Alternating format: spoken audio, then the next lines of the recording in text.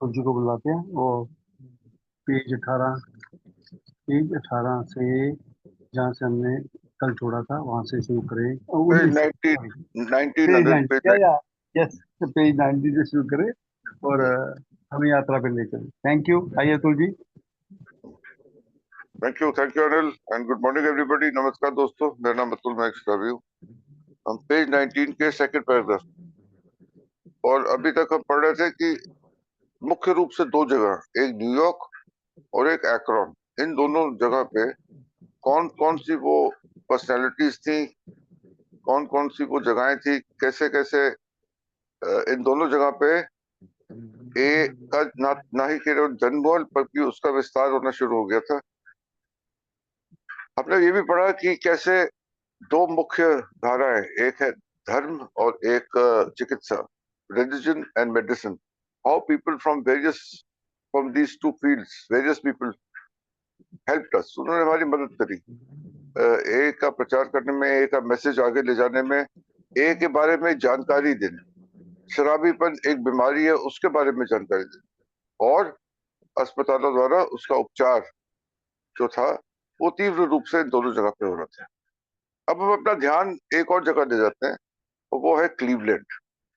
और क्लीवलैंड में इस दौरान क्लीवलैंड में क्या हुआ, ओल्ड टाइम मिड वेस्टर्नर्स मतलब, अगर आपको याद होगा, हमने आपको यहाँ पे स्क्रीन पे एक मैप दिखाया था यूनाइटेड स्टेट्स ऑफ अमेरिका का, ईस्टर्न कोस्ट का।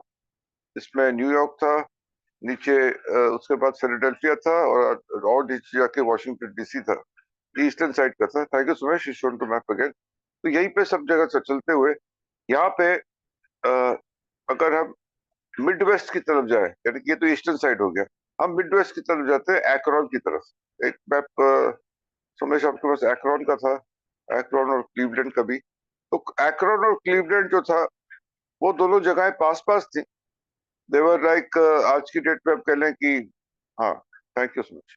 सो this is Akron, and from Akron, very close by, say about 40 to 50 miles, Cleveland था। तो वो ये बता रहा है कि मिड वेस्टर्नर्स, यानी कि मिड वेस्ट, ये अब ईस्ट से हम वेस्ट की तरफ आ गए। मिड वेस्टर्न यूनाइटेड स्टेट्स इस एरिया को बोलते हैं, ओहायो स्टेट को। यहाँ पे क्लीवलैंड है, एक्रोन है, और भी कई जगह है। ये जो रीजन है इसको मिड वेस्ट बोलते हैं यूएस का। तो मिड वेस्टर्नर्स यानी कि मिड वेस्ट में रहने वाले जो लोग थे, जो कन्वेंशन में मिले थे, they could remember that while all this was going on in Akron in New York, certain candles were being lighted in Cleveland, which presently set up a flame that could be seen countrywide. यानी कि Cleveland में भी एक alcoholics anonymous की जोत जल रही थी, जो आगे जाके इस जोत ने एक भारी भरकम मशाल का रूप लिया, जिसकी लौ, जिसकी जो रोशनी थी वो पूरे देश में थी। A few older Clevelanders remembered how some of them had gone to the Akron meetings, then held in the home of Oxford groupers T. Henry and Clarence Williams. ये क्लैरेंस विलियम्स और टी हेनरी ये Oxford group के members थे, जो Ekron में Oxford group की meeting जो थे वो नियमित रूप से करते थे।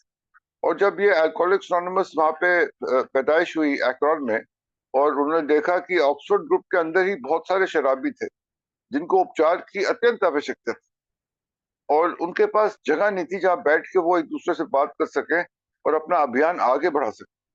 तो उन्होंने अपना घर, उस टाइम पे शुरुआती दिनों में अस्पतालों में और धार्मिक स्थलों पे इतनी जानकारी नहीं थी कि उनको वहां जगह मिल जाए ऐसा काम करने के लिए। तो उन्होंने इस काम के लिए अपना घर पूरे दरिया दिली के साथ अपना घर खोल दिया। इनके पास एक बड़ा घर था, तो कोई दिक्कत नहीं थी उनको, और बड़ा घर खोलकर वहां पे वो मीटिंग्स होने लगी, लोग मिलने लगे अल्कोहलिक्स एनोनिमस की के संदेश को आगे बढ़ाने की। तो इन दोनों का बहुत अहम भूमिका है, टी हेनरी और क्लैरेंस विलियम्स की, ए को आगे बढ़ा। ये दोनों अल्कोहलिक्स नहीं थे, लेकिन ऑक्सफोर्ड ग्रुप के मेंबर थे, और ऑक्सफोर्ड ग्रुप के अंदर उनके जो जानकार लोग थे, जो शराबीपन से पीड़ित थे, उनकी मदद में उन्होंने बहुत भारी भूमिका अदा करी।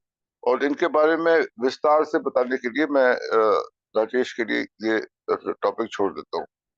There they had met Dr. Bob and Anne. और वहां पे एक्रोन में क्या क्या मिला उनको, जो एक्रोन में जो जो एक संपत्ति थी अल्कोहलिक्स एनोनिमस की, नॉट नॉट मनी, बट जो संपत्ति थी वो क्या थी, डॉक्टर बॉब और एन थे, जिनसे वो मिले, and who looked with wonder upon alcoholics who had stayed sober 1 and 2 and 3 years. मतलब 1 2 3 साल से वहाँ एज के जो मेंबर थे वो वहाँ मीटिंग्स करते थे डॉक्टर बॉब और एन के घर में, और सोबर थे। इस चीज से वो प्रोत्साहित हुए। They had met and listened to Henrietta Seiberling, the non-alcoholic who had brought Dr. Bob and me together in her house 3 years previously. One who had understood deeply and cared enough, and who was already seen as one of the strongest links in the chain of events that Providence was unfolding. ये बहुत एक अहम कड़ी थी Henrietta साइबरलिंग। इसने doctor Bob को bill W से मिलाया था वे बैक इन मई 1935, और ये एक बहुत अहम कड़ी थी। और इसको भी देखा उन्होंने, उससे भी मिले, उससे भी प्रोत्साहित हुए, उसके काम से भी प्रोत्साहित हुए। वो जो मदद कर रही थी हेनरिटा साइबरलिंग, ये उस टाइम पे एक्रोन रबर कंपनी थी जो बाद में जाके गुडियर टायर्स भी बनी, तो उनकी ये बहू थी। और हालांकि इसकी शादी ठीक से नहीं चल रही थी, लेकिन इसने ऑक्सफोर्ड ग्रुप की ये एक अहम मेंबर थी, important member of Oxford group. और ना केवल इसने डॉक्टर बॉब को बिल डब्ल्यू से मिलाया था मई 1935 में, उसके अलावा ये काफी अच्छे जज्बे के साथ एक एक काम में अपना योगदान दे रही थी। और इससे भी बहुत लोग प्रोत्साहित हुए जो एक्रोन से आते थे, जो क्लीवलैंड से आते थे एक्रोन।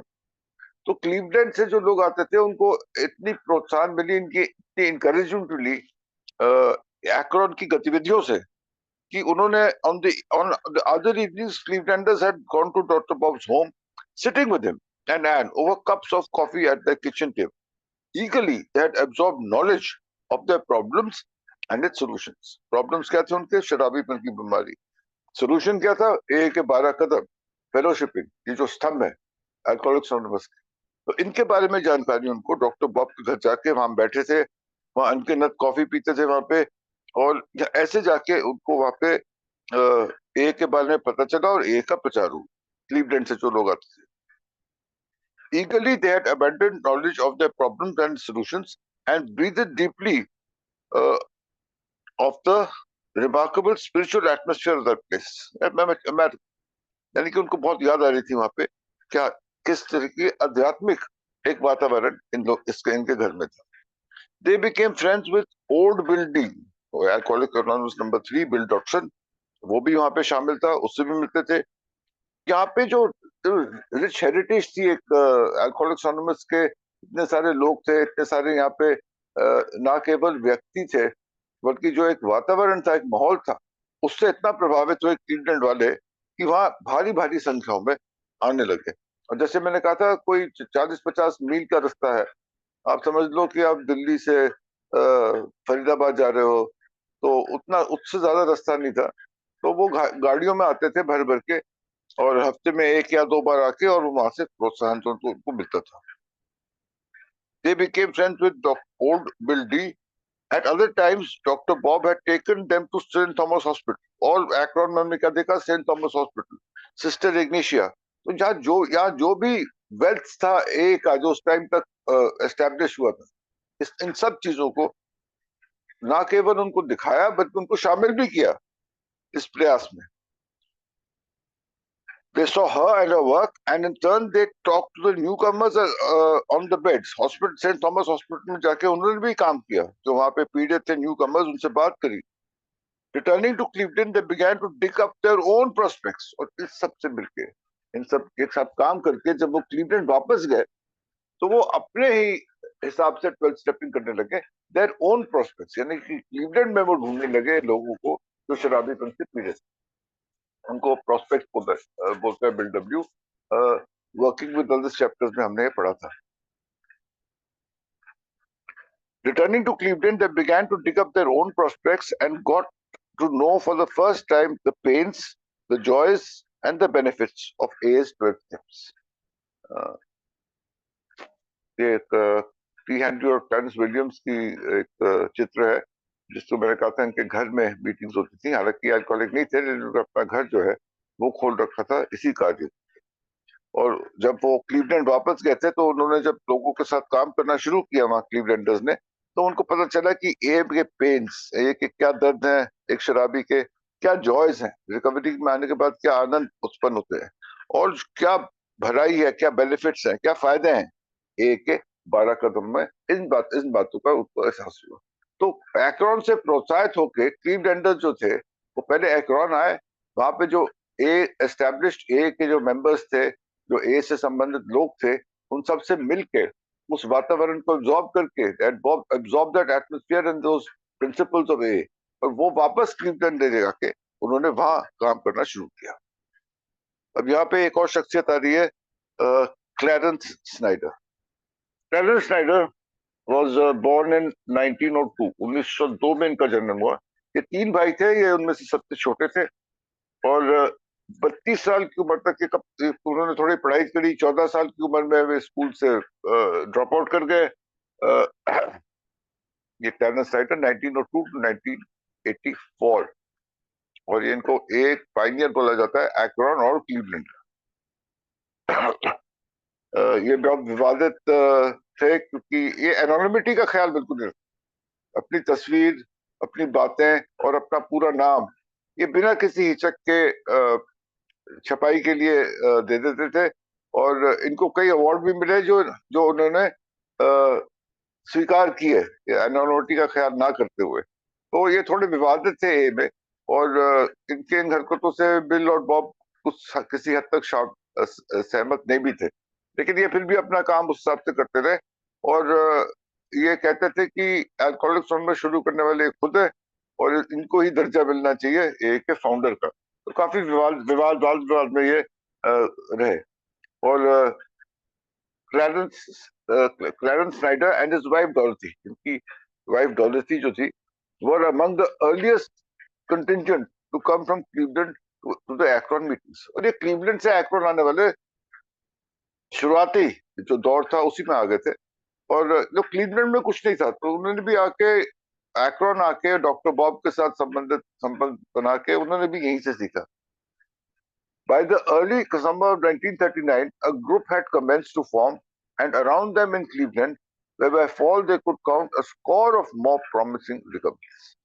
और देखिए early summer of 1939, summer मतलब ग्रीष्मकाल 1939 का, had commenced to form around them in Cleveland. Cleveland में पहला जो ग्रुप है वो बना, और by the fall यानी कि fall मतलब सर्दियों से पहले। तो हम अगर अर्ली समर की बात करूं मैं तो करूंगा मार्च अप्रैल में, मई की, और फॉल की बात करूंगा तो मैं करूंगा अक्टूबर नवंबर की। तो चंद महीने की बात कर रहा हूं, 5-6 महीने की। Counter score of more promising recoveries, इतनी देर में स्कोर का मतलब होता है 20 रिकवरी इतने चंद कम समय में हो गए थे। अगर हम याद करते हैं तो जब डॉक्टर बिल और बॉब ने शुरू किया था एक्रोन में काम करना, तो उनको तीसरा चौथा मिलने में ही इतना समय लग गया था, और इन तीसरे चौथे से 7 करने में उनको 1.5 साल लगा, 1.5 years to reach a figure of 7। और यहाँ पे आप देखो कि चंद महीनों में 20 लोग हो गए थे मेंबर अल्कोहलिक्स एनोनिमस क्लीवलैंड में। तो जाहिर रूप से ये पता चलता है कि क्लीवलैंड में बड़ी तीव्रता से ए का विकास हो रहा था। क्लैरेंस स्नाइडर के बारे में वापस बात करते हुए हम ये बताना चाहूंगा मैं कि 32 साल की उम्र में ये बिल्कुल ही खत्म हो गए थे। इन्होंने अपना ड्रॉप आउट शुरू किया था। ये एक बैंक में काम करते थे, सिटी नेशनल बैंक में, वहां से उनको निकाल दिया गया था, and he was jobless and bank. और जो फर्स्ट ए मीटिंग जो क्लीवलैंड में हुई थी, उसमें भी उन्होंने अपना फुल नेम फोटोग्राफ दिखाने में इनको कोई हिचक नहीं होती। अब इनको मैसेज कैसे मिला? इनकी वाइफ थी डॉलोथी, जैसे मैंने आपको बताया। डॉलोथी की बहन थी वर्जीनिया, और वर्जीनिया ने शादी करी थी हैंक पार्कर से, और वहां से उसने सुना था एक्रोन में डॉक्टर बॉब के बारे में। तो डॉलोथी ने वर्जीनिया को बताया, वर्जीनिया ने ये संदेश दिया अपने हस्बैंड, सॉरी, डॉलोथी ने संदेश दिया अपने हस्बैंड क्लैरेंस स्नाइडर को, और ऐसे क्लैरेंस स्नाइडर जो था वो संपर्क में आया डॉक्टर बॉब के। उसके बाद आगे जाके ही वेंट टू फ्लोरिडा। उन्होंने फ्लोरिडा में काम किया और वहीं फ्लोरिडा में उनकी 1984 में जाके और मृत्यु हुई। तो ये यहाँ पे फिर हम देखेंगे कि कैसे भगवान रहस्यमय तरीकों से काम करता है और कैसे ए का मैसेज टर्न साइडो को मिला और उन्होंने कैसे क्लीवलैंड में इतना काम किया कि क्लीवलैंड जो था एक मिसाल बन के सामने आई ए में कैसे बढ़ोतरी हो सकती है। इसके बारे में हम आगे पढ़ेंगे, लेकिन आज हम पढ़ते हैं at this point the Cleveland Plain Dealer. अब आगे क्लीवलैंड प्लेन लीडर जो एक न्यूज़पेपर था उस टाइम पे क्लीवलैंड में, और ran a series of pieces that ushered in a new period of Alcoholics Anonymous, the era of mass production of sobriety। mass production यानी कि तादाद में, संख्याओं में सोब्राइटी जो थी लोगों को मिल रही थी। और ये क्लीवलैंड प्लेन लीडर तो वहां का एक मशहूर अखबार था और वहां पे ये शुरू हुआ और इसमें 6 आर्टिकल छपे थे और ये आर्टिकल छपे थे अक्टूबर 21, 1939 से लेके और 4 नवंबर 1939 तक। यानी कि इन 15 दिनों में 4 आर्टिकल छपे थे। इनके लेखक थे एल्ड्रिक बी डेविस और इसका जो एक आर्टिकल है वो यहाँ पे चैट बॉक्स में आपको दिखेगा अपने स्क्रीन पे कैसे ये जो आर्टिकल थे।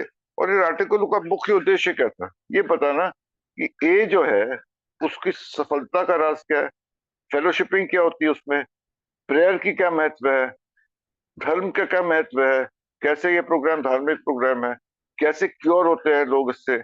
और फिर इसमें पहले 4 आर्टिकल जो थे वो ए क्या करता है उसके बारे में थे। 5वां आर्टिकल था डिवाइन रिव्यू, यानी कि इसमें थोड़ा सा आध्यात्मिक और धार्मिक तत्व था, उसके बारे में बात करी। और 6ठा आर्टिकल था फिजिशियन रिव्यू और इसमें डॉक्टर सिल्कवर्थ की, जो बाद में जाके जो उसका बिग बुक में भी छपा था, डॉक्टर सिल्कवर्थ के बारे में भी आप बात करी। और शराबीपन एज अ डिजीज, एक बीमारी के रूप में इनके इसके क्या सच है, क्या तथ्य है शराबीपन के और कैसे भी बीमारी है, उसके बारे में बात करी। तो ये 6 आर्टिकल थे जो 21 अक्टूबर से लेके और 4 नवंबर 1939 तक इस अखबार में छपे थे और जिसमें एक रेवोल्यूशन आया, एक एक बहुत बड़ा बदलाव आया। लोगों ने इसको पढ़ा और इससे बहुत आकर्षित हुए और एक सैलाब सा आया एक जिज्ञासा के बारे में, लोग आए पता करने के लिए। Eldridge B Davis, feature writer of Deep Understanding, was the author of the series of articles that were printed in the middle of the Plain Reader's editorial page। editorial page होता है हर अखबार में, उसके सेंटर में इनके article छपते थे रोज 5 दिन तक लगातार। But these were accompanied every 2 or 3 days by red hot blasts from editors themselves। और एडिटर्स जो थे इसके बारे में और भी लिखते, यानी कि एक आर्टिकल और आर्टिकल के रिव्यूज। तो जो अखबार था ये इन 2-3 हफ्तों में क्लीवलैंड प्लेन लीडर अखबार जो था ए के आर्टिकल से भरा हुआ। In effect, the plain reader was saying, Alcoholics Anonymous is good and it works. Come and get। कितने बढ़िया तरह से समराइज किया है ये अल्कोहलिक्स एनोनिमस के, ये अखबार का आर्टिकल क्या कह रहे थे कि भैया अल्कोहलिक्स एनोनिमस बहुत अच्छा है, ये काम करता है, आके इसका आप उपयोग। सीधी सी बात, very clearly this was message was being Saint. और इस मैसेज का रिजल्ट क्या हुआ, क्या निकला इसमें से? मैसेज का रिजल्ट ये हुआ कि the newspapers switchboard was deluged. ये उन दिनों की बात है जब टेलीफोन में स्विच बोर्ड होते थे, ये अर्ली 1980s तक होते थे। मेरे को याद है जब मैंने अपनी पहली नौकरी करी थी डीसीएम में, तो रिसेप्शनिस्ट होती थी और उसके सामने एक स्विच बोर्ड होता था, यानी कि बहुत बड़ा सा पैनल होता था जिसमें कई तारें होती थी और एक फोन को कनेक्ट करने के लिए किसी एक्सटेंशन से, तो वो स्विच बोर्ड में से एक पिन निकाल के और उस पर्टिकुलर लाइन में डाल दिया जाता था। It was not digital and advanced as it is today. Mobile phone तो होते ही नहीं थे, ना ही लैंडलाइंस होती थी सेपरेट। तो मेरा जो डेस्क होता था एक्सटेंशन होता था और जब बाहर से कॉल आता था तो वो वहां से ऑपरेटर मेरे को वो कॉल डाइवर्ट करती थी। अगर मुझे कॉल करना होता तो मेरे को ऑपरेटर को नंबर देके मैं वहां से अपना कॉल कर सकता था। I didn't have a direct line और किसी के पास नहीं थी except for probably the general manager of the company. तो ये स्विच बोर्ड से काम होता था, एक बहुत बड़ा बोर्ड होता था जहाँ पे बहुत सारे एक्सटेंशन की बत्तियां जलती थी, कहाँ पे कॉल आ रहा है, कहाँ से बात करनी है, किसको बात करनी है, तो वो एक एक तार निकाल के दूसरी तार। तो स्विच बोर्ड होता था, स्विच बोर्ड को रिड्यूस, यानी कि स्विच बोर्ड जो था टेलीफोन का, जो पीबीएक्स एक्सचेंज था, उस पे एक बाढ़ सी आ गई थी कॉल्स की। न्यूज़पेपर का स्विच बोर्ड था, day and night the calls were relate to Clarence and Doris, और ये कॉल किसको जाती थी? क्लैरेंस और डोरस को, क्योंकि वो वहां के प्रमुख मेंबर थे, and from them to members of their little group. छोटा सा ग्रुप था उस टाइम पे, ज्यादा लोग नहीं थे, कुल मिला के 13 मेंबर थे उस टाइम पे क्लीवलैंड में। और 13 मेंबर जो थे, उन 13 मेंबरों को 500 प्रोस्पेक्ट्स को बताया गया कि इन 500 को आपको कॉन्टेक्ट करना है। 13 मेंबर्स ने अपने में 500 मेंबर्स का काम बांटा और 500 तक ए का मैसेज पहुंचाने में और उनकी मदद करने में उन्होंने पहल करी। Earlier the year, the good offices of Nurse Edna MCD and the Reverend Kitterer, administrator of Deaconess Hospital. Deaconess Hospital था, और यहाँ पे नर्स एडना थी, और रेवरेंड यानी कि प्रीस्ट थे किटरर, and an a entry was made into this institution, Deaconess hospital में। थैंक यू सुमेश, यहाँ पे डाल दिया ना, डिकोनिस हॉस्पिटल है और क्लीवलैंड क्लिनिक बिल्डिंग है। तो ये छोटे छोटे हॉस्पिटल थे वहाँ पे, जहाँ पे ए का प्रचार करने के लिए डॉक्टर सामने आए और शराबियों की मदद करने के लिए। But this one hospital could not begin to cope with the situation that now confronted Cleveland. बहुत तादाद में लोग आ रहे थे, एक मात्र हॉस्पिटल से कुछ नहीं हो रहा। For weeks and weeks, A ran about in desperate haste to make 12-step calls on the swelling list of prospects. Swelling list, यानी कि ये लगातार बढ़ती हुई सूची थी उन शराबियों की जो मदद चाह रहे थे, और इसलिए कई और हॉस्पिटलों को भी शामिल किया गया। Great number of these had been tossed in other Cleveland hospitals, such as Post Shaker, East Cleveland Clinic, and several more. यानी कि कई छोटे छोटे हॉस्पिटल जो थे, क्लीवलैंड क्लिनिक, डिकोनस हॉस्पिटल और पोस्ट शेकर हॉस्पिटल, इन सब में जो थे, ये सब सामने आए और यहाँ पे शराबियों को का इलाज करना शुरू हुआ। How the bills were paid, nobody ever quite new.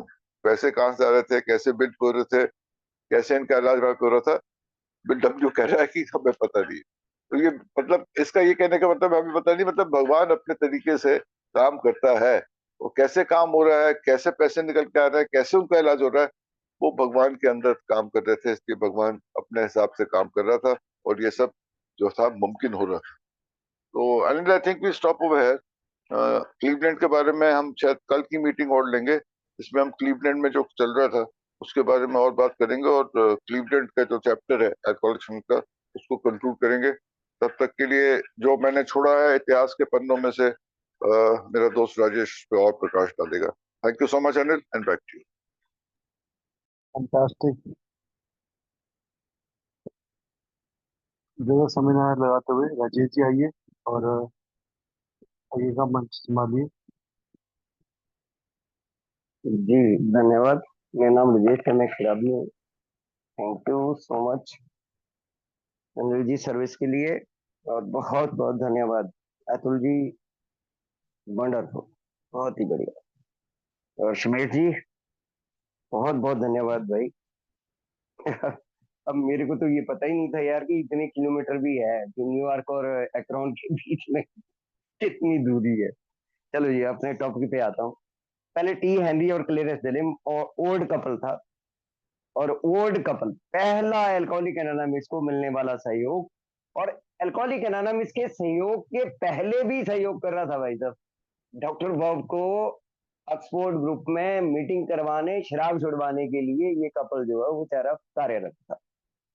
अब डिवाइन पावर किस तरीके से काम कर रही है, ये ऑक्सफोर्ड ग्रुप में जैसे वो काम कर रहे हैं, और ये 5-7 लोग एकदम सोबर हुए एक 2 महीनों में, जैसे bill, doctor Bob, Bill de, bill और डॉक्टर बॉब की बात कर रहा हूँ, Bill de, AD are, Arni जी। अब इनके घर में, अब जगह तो कोई है नहीं, अब इनके घर में छोटी सी मीटिंग लगी हो, छोटी सी मीटिंग लगी है, और इनका बेचारों का ये है वो घर जिसका बोलते हैं कि शराबियों ने फर्नीचर खराब कर दिया, मैट जला दिए, वो कर दिया, वो इनका बेचारों का घर था, ये ओल्ड कपल का। और भी एक इनके पीछे हिस्ट्री है, ये प्रतिवादी भी था। ये हेनरी जो था वो प्रतिवादी, प्रतिवादी इन द सेंस कि जिस केस को लड़ने के लिए, जिस प्रॉक्सी फाइट को लड़ने के लिए न्यूयॉर्क से एक्रोन गया है बिल, उसके केस का अपोजिट साइड का बंदा ये है। टी हेनरी है। मतलब देखो ना, है नहीं हैरानी वाली बात कि एक प्रतिवादी है सामने आदमी, और भाई साहब अल्कोहलिक एनोनिमस की रचना करने में वो जो है वो साथ देगा। अब अनीटा शिवलिंग का बहुत बड़ा हाथ है भाई साहब। फादर बाल्टर टंक ने जब इसको बिल को दिए थे 10 नंबर, उनमें लास्ट नंबर था अनीटा शिवलिंग का।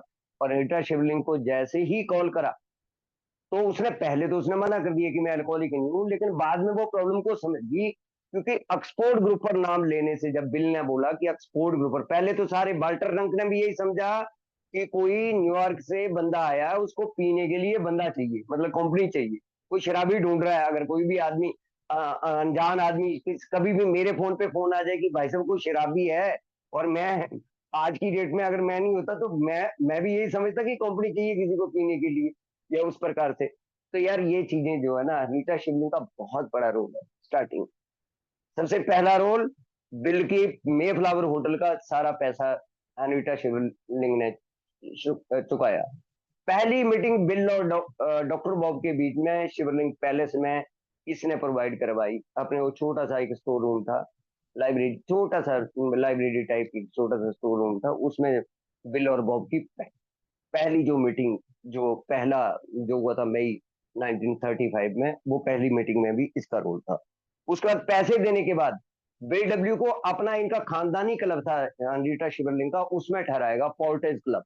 मतलब जब तक एन के कहने पर डॉक्टर बॉब बिल को अपने घर नहीं ले गए, तब तक इसका सारा खर्चा भी, इनको ठहराने का खर्चा भी। अच्छा क्यों कर रही है खर्चा, समझ रही है ना, काम कर रही है, लेकिन यार एक चिंगारी तो लगी रही है ना कहीं से, कोई डिवाइन पावर तो काम कर ही रही है ना। उसका शराब से क्या मतलब है, कोई कोई दूर दूर तक कोई लेना देना नहीं है। बाद में बहुत नाराज हुई वो, लेकिन यार मैंने बिल और बॉब को अनीटा शिवलिंग के अगेंस्ट नहीं जाते देखा। ये अनीटा शिवलिंग के अगेंस्ट जाएगा, ये एक वाला करेक्टर है, जो क्लेरेंस स्नाइडर वाला करेक्टर है ना, ये बिल बॉब के अगेंस्ट भी जाएगा, और खासकर अनीटा शिवलिंग के साथ तो इसका बड़ा मतलब बहुत ज्यादा डिस्प्यूट, 37 और 39 में तो पूरा हो गया था। 1939 सितंबर 1939 के बाद तो पूरा हो गया था।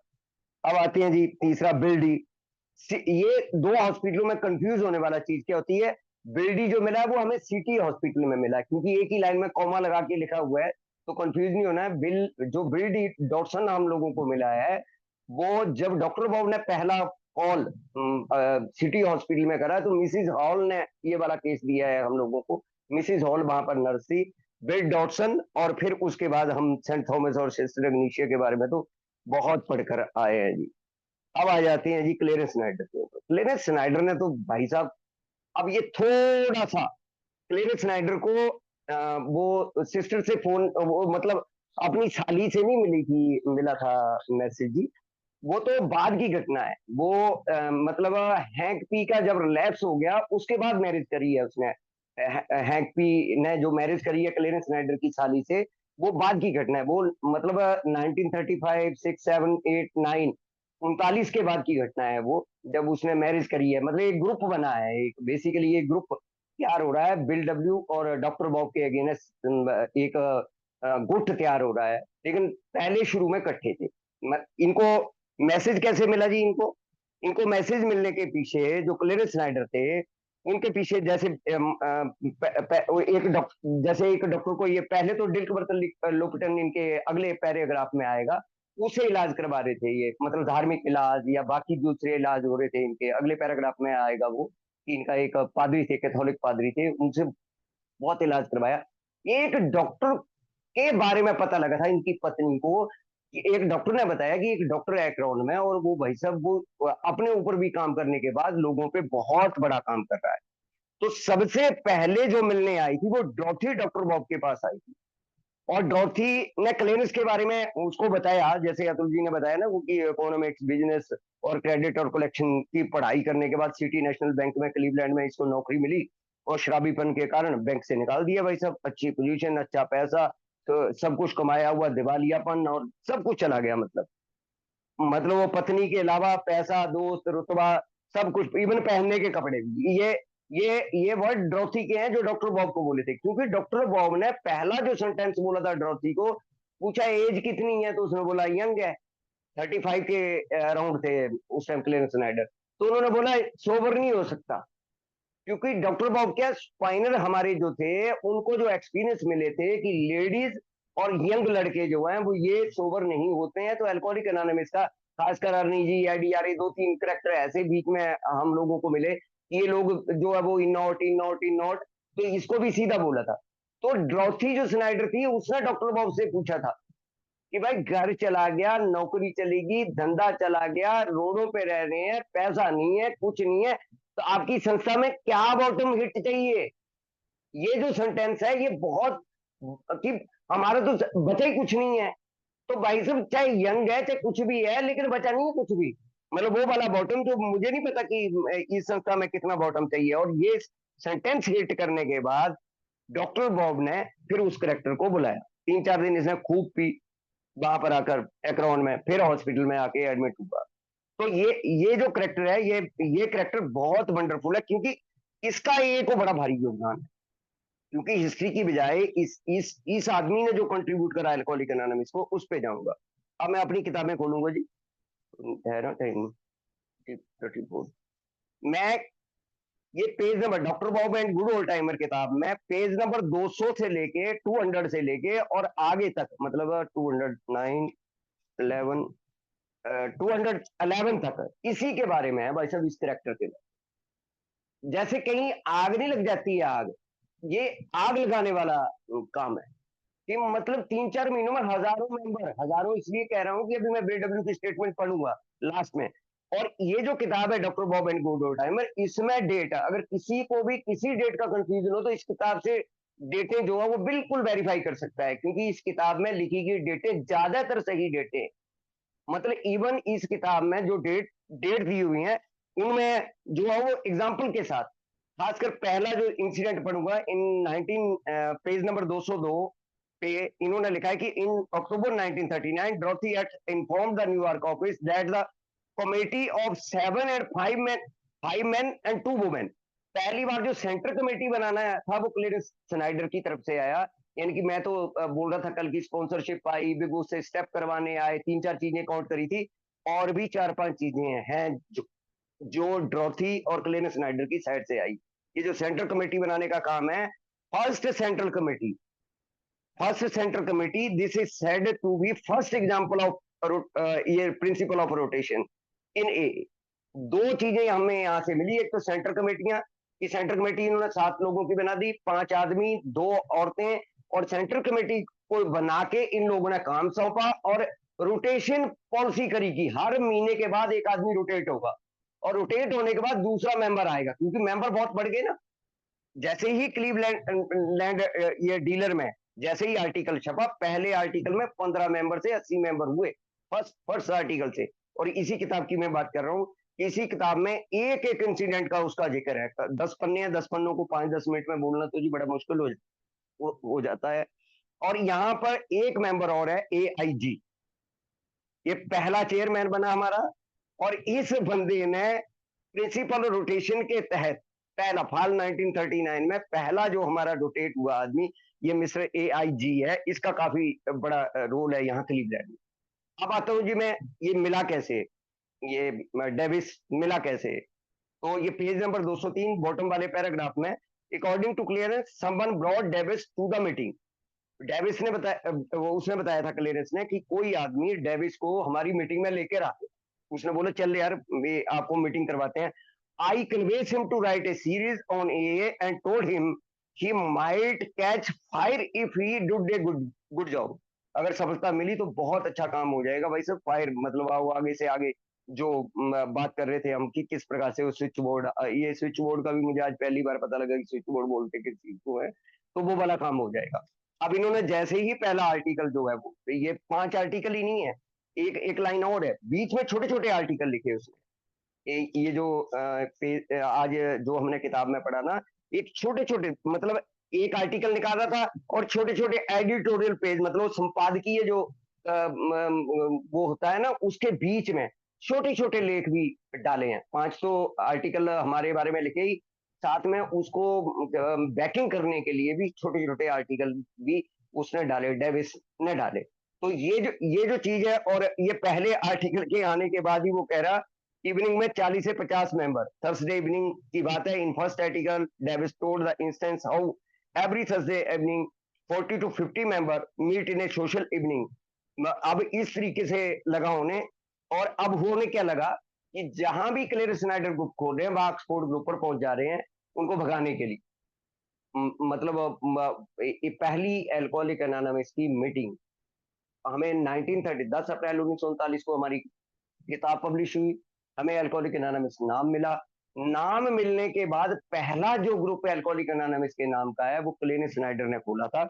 और क्लेरिस स्नाइडर को ये बहुत बड़ा श्रेय जो है वो क्लेरिस स्नाइडर को और ये खासकर इनकी पत्नी ड्रोथी को दूंगा कि ड्रोथी स्नाइडर को ये बहुत बड़ा श्रेय जाता है कि उन्होंने बहुत बड़ा काम करा। और भी 3 चीजें जो हैं जो बिल डब्ल्यू के ने लिखा है, वैसे कल भी इन चीजों को कवर कर सकते हैं हम, क्योंकि टाइम आज थोड़ा सा ज्यादा हो गया। तो थैंक यू सो मच, क्योंकि क्लेन स्नाइडर का अभी चलेगा 2 दिन और। धन्यवाद।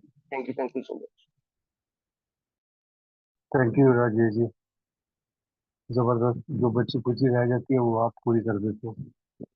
आ, इसी के साथ पहले सबसे पहले रिकॉर्डिंग स्टॉप करते हैं यहाँ पे।